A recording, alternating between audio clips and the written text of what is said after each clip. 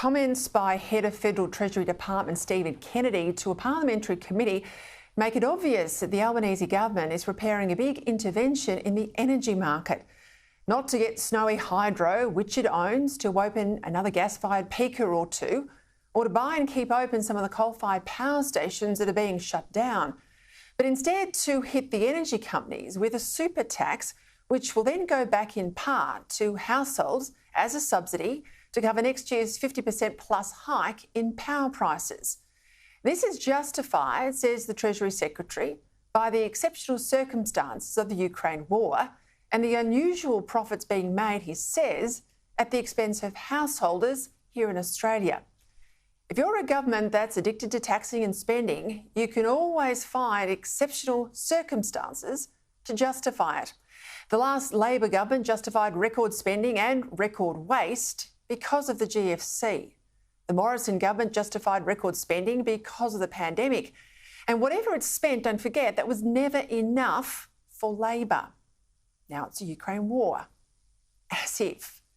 Energy prices are high, as Santos boss Kevin Gallagher has just pointed out, because for a decade we've failed to develop the new gas fields and coal mines that the world still needs and will need for decades to come. The Ukraine war is just another Labor excuse to tax and spend. It gets said over and over again by Labor as cover for the PM's broken promise on the $275 cut to power bills that he will now never deliver. Reducing power prices by $275. By 2025, $275 a year. $275 a year. We'll get power prices down by $275 a year.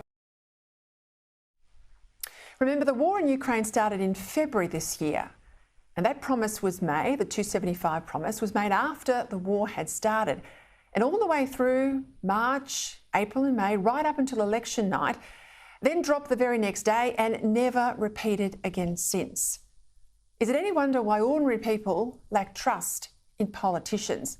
If you think our energy crisis is bad enough, well, throw in Labor's patent bargaining IR laws, or, as better explained, industry-wide strike legislation, plus all the cultural changes Labor wants, this Indigenous voice to the Parliament, the Republic as well, plus this push for climate reparations, this new UN climate tax paid for by Australian taxpayers.